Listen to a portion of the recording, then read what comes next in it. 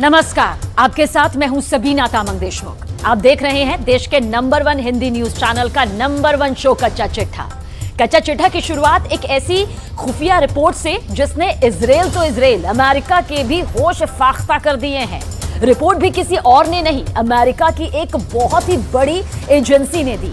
Report यह है कि हमास ने गाजा के मलबे में मौत की भट्टी जला रखी है।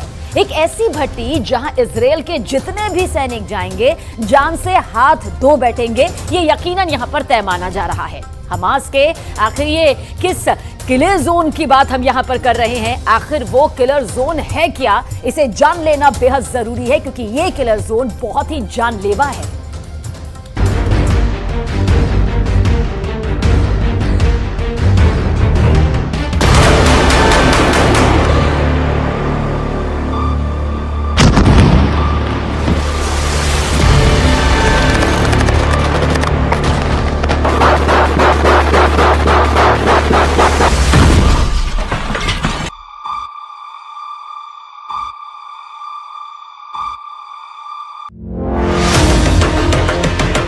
गाजा में घुसे इजराइल के कमांडो किसके निशाने पर हैं?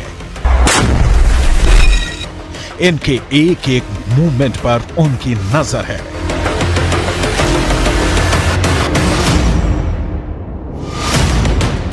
ये जहां भी जाते हैं उनके टारगेट पर रहते हैं। ये यहां जो कुछ करते हैं उनकी मर्जी से करते हैं। दिन के 24 घंटे, घंटे के 60 मिनट और मिनट के 60 सेकंड ये उनके निशाने पर हैं।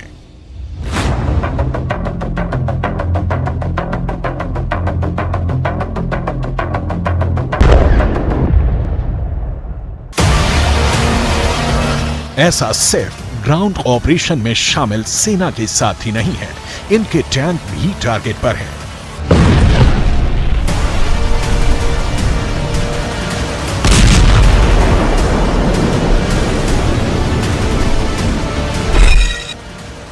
गाजा में घुसे एक एक टैंक की हलचल उनके इशारे पर हो रही है। ये इजराइल के दोस्त नहीं, उनके जानी दुश्मन हैं। अब सवाल है कि अगर ये दुश्मन है तो गोली क्यों नहीं चला रहे हैं, इनको मौत के घाट क्यों नहीं उतार रहे, आखिर इनको अपने इलाके में और अंदर तक क्यों आने दे रहे हैं? जवाब है, हमास ने गाजा में मौत का जाल बिछा रखा है। ये जाल हवाई हमले में बर्बाद हुई इमारतों के मलबे में बनाया गया है। दावा है कि इस मलबे में ही हमास ने इजराइल के सैनिकों के लिए किल जोन बना रखा है। किल जोन भी ऐसा पहले कभी नहीं देखा जैसा, एक ऐसा किल जोन जहां जो आएगा मारा जाएगा।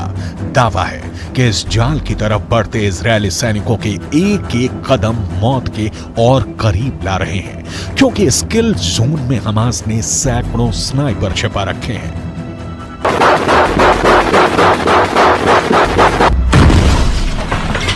चौंक गए ना ये सुनकर? ये खुफिया रिपोर्ट ही चौंकाने वाली है।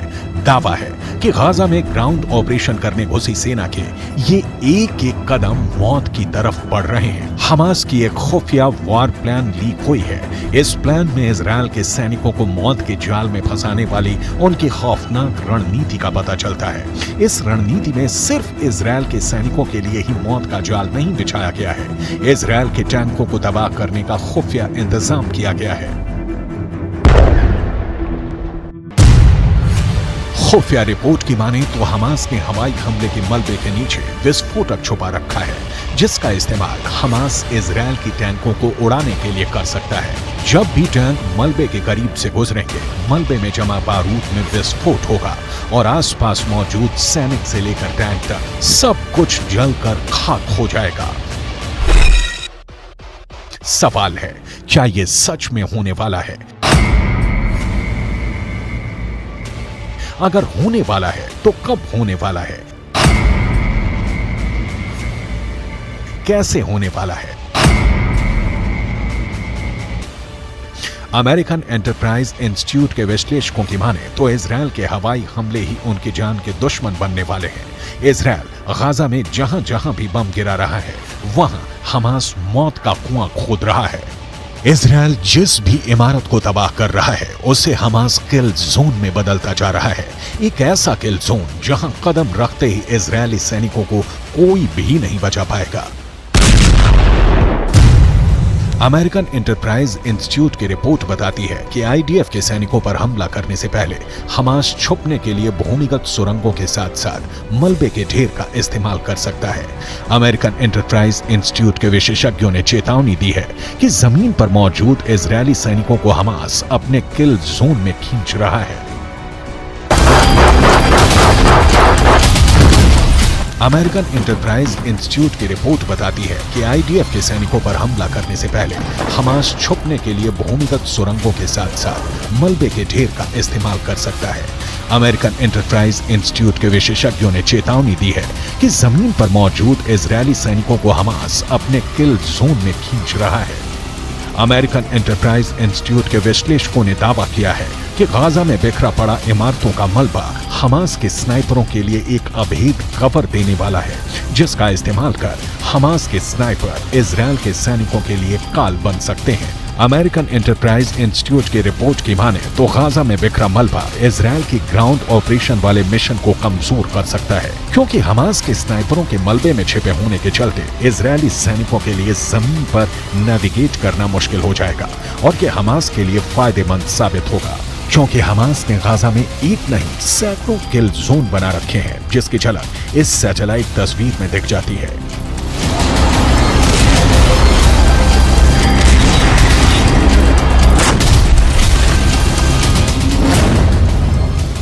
सीमा पर मौजूद दीवार को पार कर इजरायल की सेना जैसे जैसे गाजा में अंदर दाखिल हो रही है वो हमास के बनाए किल जोन के और करीब पहुंचती जा रही है।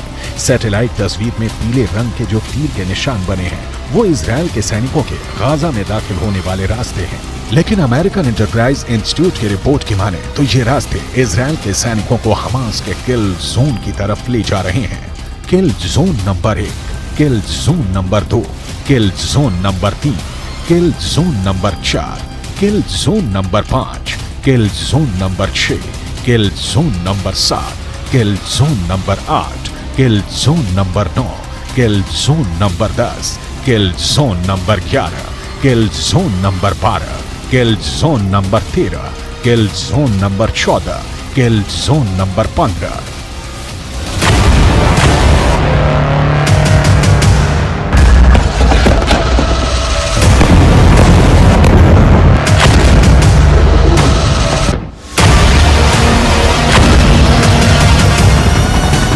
इजरायल ने दावा किया है कि पिछले 24 घंटे में इजरायल ने हमास के 450 ठिकानों पर लड़ाकू विमानों से हमला किया है। ऐसे में अगर अमेरिकन एंटरप्राइज इंस्टीट्यूट की रिपोर्ट की माने तो इजरायल ने पिछले 24 घंटे में ही हमास को 450 किल जोन बनाने का मौका दे दिया है। गाजा के नक्शे में आप देखेंगे उत्तरी इलाका जहां इस वक्त इजरायल की सेना मौजूद है। उसने उत्तरी छोर से आगे बढ़ते हुए कई किलोमीटर दक्षिण तक ऑपरेशन चलाया हुआ है। वहीं इजरायल की सेना ने दूसरा मोर्चा उत्तरी छोर से 10 किलोमीटर नीचे खोला और यहां से उसकी सेना गाजा को चीरते हुए भूमध्य सागर तक पहुंच गई। यानी अब उत्तरी गाजा दक्षिणी गाजा से पूरी तरह से कट चुका है। बीच में इजरायल के फोर्स है और अब सबसे ज्यादा आबादी वाला उत्तरी गाजा पूरी तरह से घिर चुका है।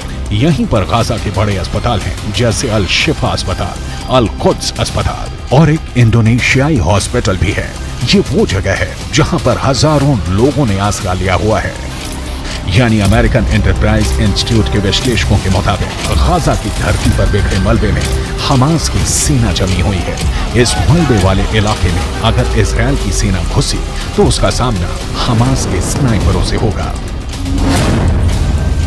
इजरायल की सेना अपने मरकावा टैंक के साथ गाजा में दाखिल हो रही है। इजरायल का मरकावा दुनिया के सबसे सीक्रेट टैंक के रूप में पहचाना जाता है। जिस टैंक के खिलाफ अचूक माने जाने वाली मिसाइल भी नाकाम हो जाती है, लेकिन गाजा का दावा है कि वो इन टैंकों को भी फोड़ सकता है। हमास की इस तैयारी को देखिए। ये तैयारी गाजा में स्ट्रीट फाइट के लिए हो रही है। इजरायल की फौज जब गाजा के बीचों बीच पहुंचने की कोशिश करेगी तो उसके सामने इस तरह का चैलेंज होगा।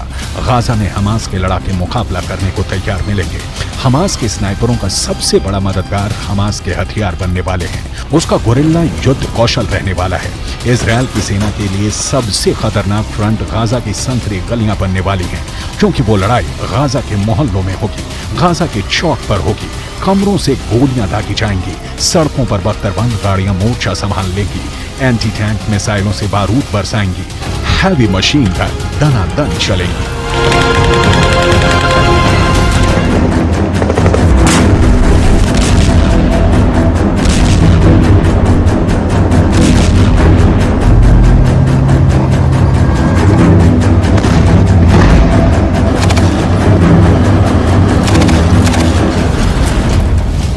सबसे असरदार हथियार हमास के पास एंटी टैंक मिसाइल है। ये मिसाइलें मरकावा पर मौत बनकर बरसेंगी और मरकावा धुआं धुआं हो जाएगा। अगर यह हमला गोरिल्ला वॉर के तौर पर हुआ तो गाजा में भी यूक्रेन के मारियोपोल जैसी तस्वीर देखने को मिल सकती है। गाजा की इमारतों में स्नाइपर छुपे हैं। गाजा की इमारतों के मलबे में मौजूद ये स्नाइपर इजरायल के सैनिकों के लिए यमराज साबित हो सकते हैं। गाजा की जो सबसे नई तस्वीरें सामने आ रही हैं, उससे साफ जाहिर है कि गाजा का ज्यादातर हिस्सा खंडहर में तब्दील हो चुका है। लेकिन खुफिया रिपोर्ट की माने तो इसी खंडहर में इजरायल की सेना को खंड खंड करने का खतरनाक प्लान तैयार है।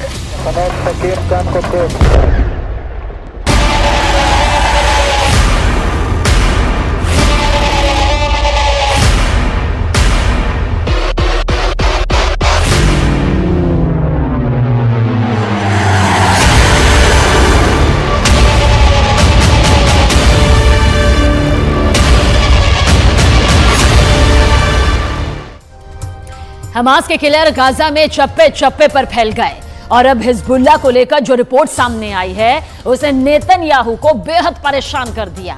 उत्तर कोरिया और हिजबुल्लाह के बीच पक्की दोस्ती देखकर नेतन्याहू के साथ बाइडेन को भी लग रहा है कि इस युद्ध में परमाणु बम की एंट्री हो सकती है।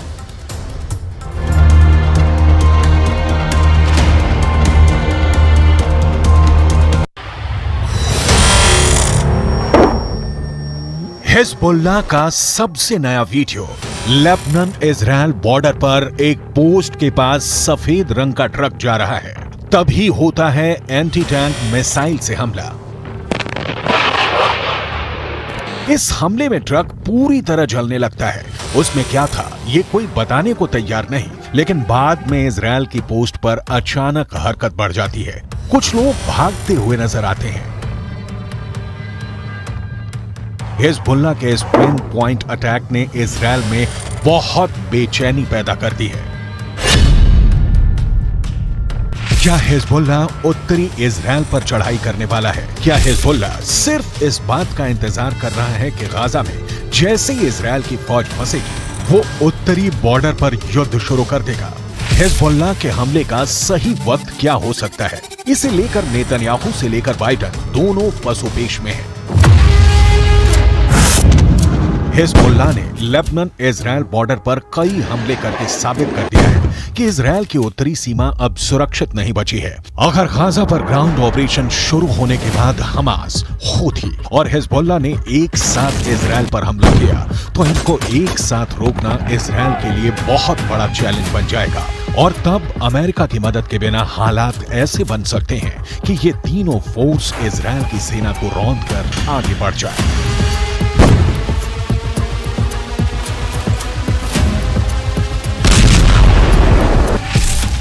गाजा में हमास के लड़ाकों की तादाद 40 से 50 हजार के करीब है।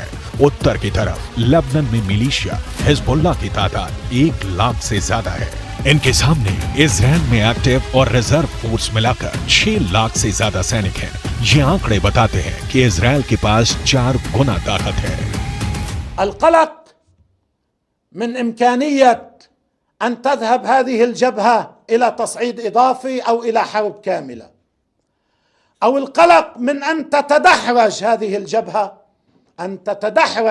الجبهة إلى حرب واسعة، وهذا احتمال واقعي ويمكن أن يحصل، وعلى العدو أن يحسب له كل حساب.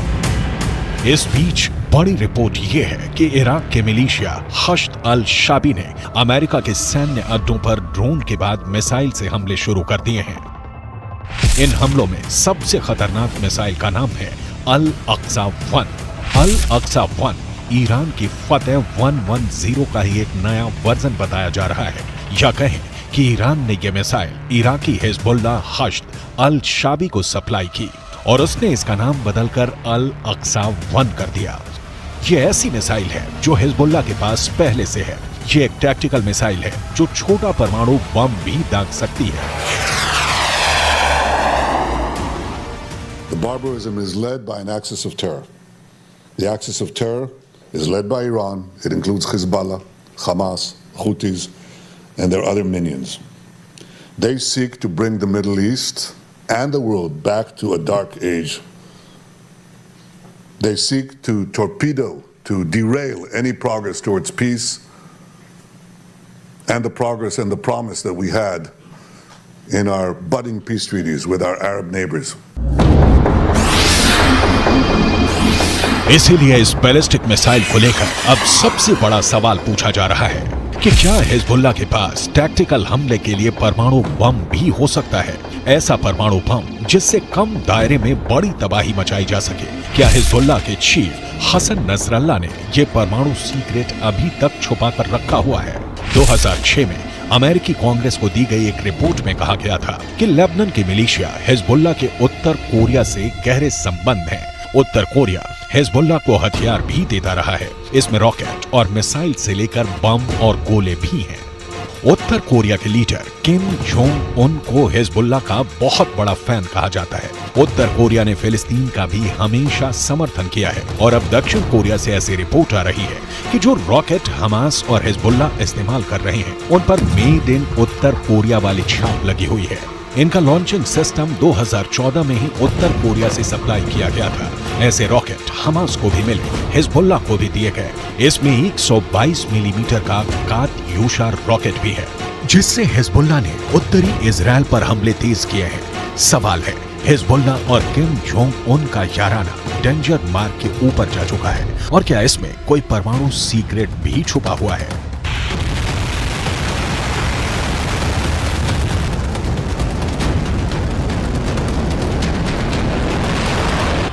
फिलहाल इजराइल पर एंटी टैंक हमलों ने हिजबुल्लाह के इरादों को खतरनाक रूप दे दिया है।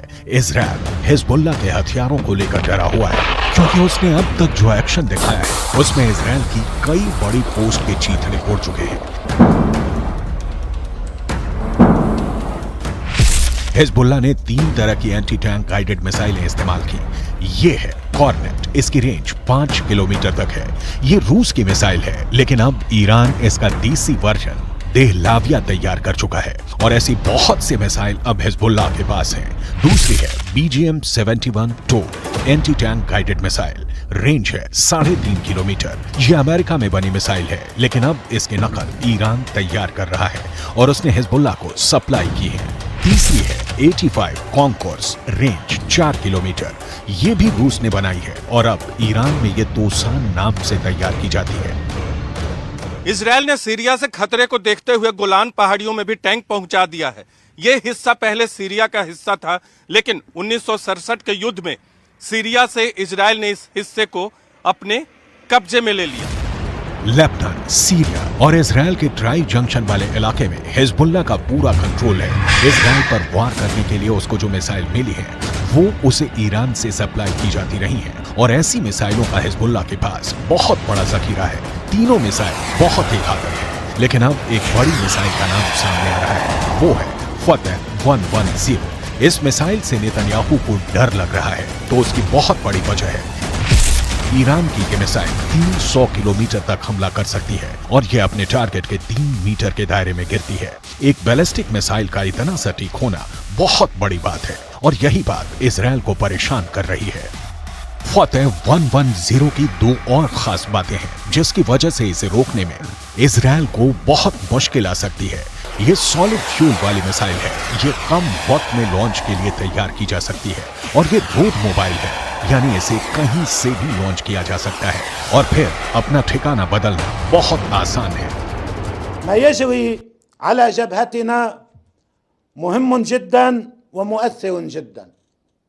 قد يبدو للبعض الذي يتوقع أو يطالب أن يدخل حزب الله سريعا في حرب شاملة وكاملة مع العدو، قد يبدو ما يجري على الحدود متواضع.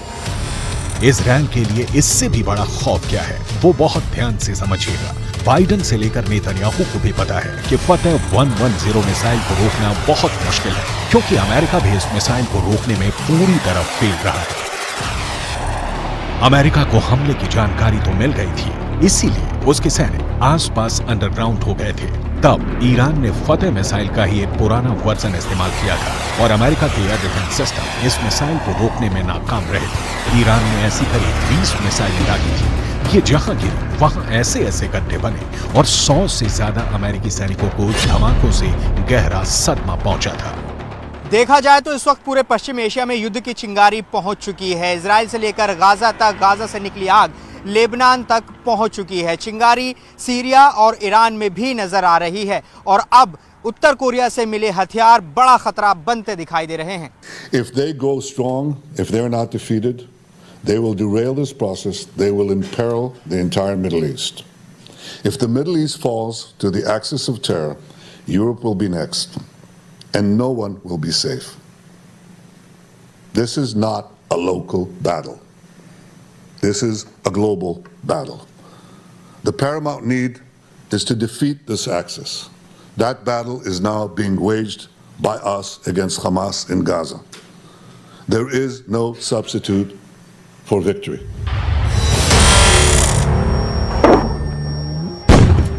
हिजबुल्लाह का खतरा बहुत बड़ा है, ये इजराइल भी जानता है और अमेरिका भी। अगर हिजबुल्लाह ने गियर बदला तो इजराइल के लिए उसे रोकना आसान नहीं होगा। यही वजह है कि अमेरिका के विदेश मंत्री एंटनी ब्लिंकन इराक का भी दौरा कर चुके हैं। जब ब्लिंकन इराक पहुंचे तो वो बुलेट प्रूफ जैकेट पहने हुए थे। इराक में ऐसा खतरा बताता है कि अमेरिका इस वक्त वहां की मिलिशिया हश्द अल शाबी से भी घबराया हुआ है, क्योंकि ईरान समर्थित इस गुट ने अब इराक और सीरिया दोनों जगह अमेरिका के अड्डों पर हमले शुरू कर दिए हैं।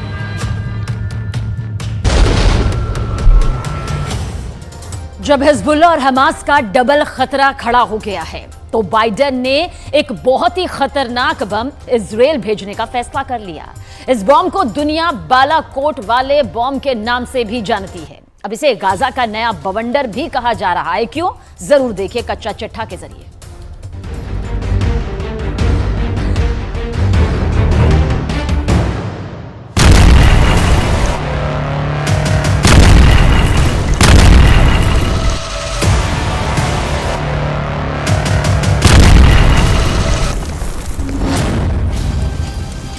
हमास का सफाया करने के लिए इजराइल अब वही बम इस्तेमाल करेगा जो भारत ने पाकिस्तान के खिलाफ बालाकोट में किया था।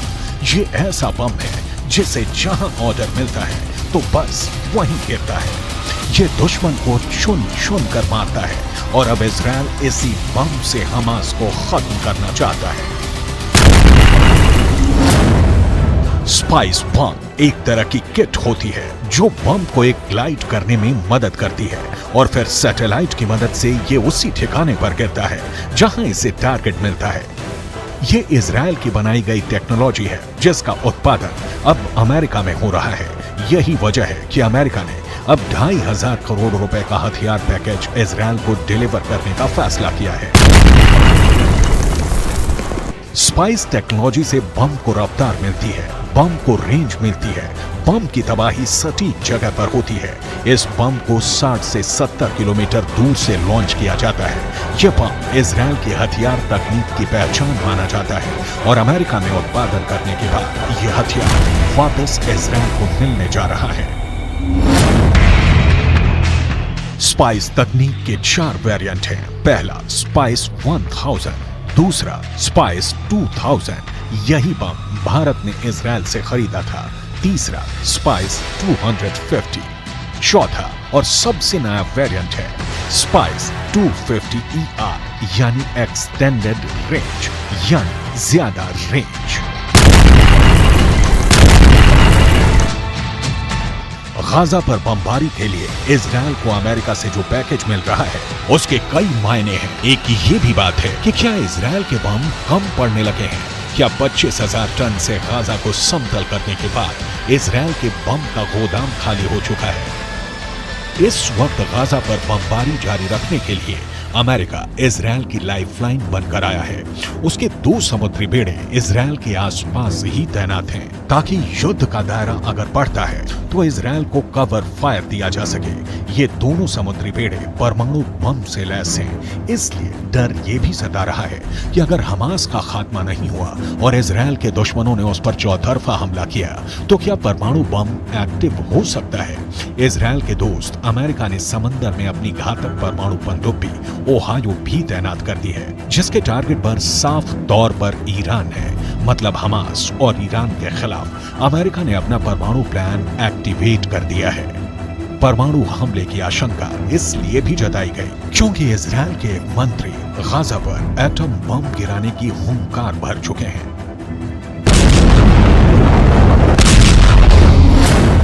अब रूस ने भी परमाणु बम की नुमाइश करके अपनी नीयत साफ कर दी है, जिसके बाद अमेरिका घबराया हुआ है। बाइडेन ने अपने नए परमाणु बम पर काम करना शुरू कर दिया है। अमेरिका ने नया परमाणु बम बनाने का ऐलान किया है। अमेरिका का ये नया न्यूक्लियर ग्रेविटी बम होगा। अमेरिका के नए परमाणु बम का नाम B6113 होगा। नागासाकी पर गिराए बम से 14 गुना बड़ा होगा यह बम। अमेरिकी रक्षा विभाग ने ऐलान किया है कि वो B61 परमाणु ग्रेविटी बम के मॉडर्न वर्जन B6113 पर काम शुरू करने जा रहा है। अमेरिका का यह नया परमाणु बम कितना ताकतवर होगा? सवाल है कि क्या अमेरिका रूस के जार बम से भी बड़ा और अधिक शक्तिशाली परमाणु बम बना सकता है? क्योंकि विदेशी मीडिया की माने तो पुतिन ने जार बम की ये प्रदर्शनी अमेरिका को चिढ़ाने के लिए ही रखी है।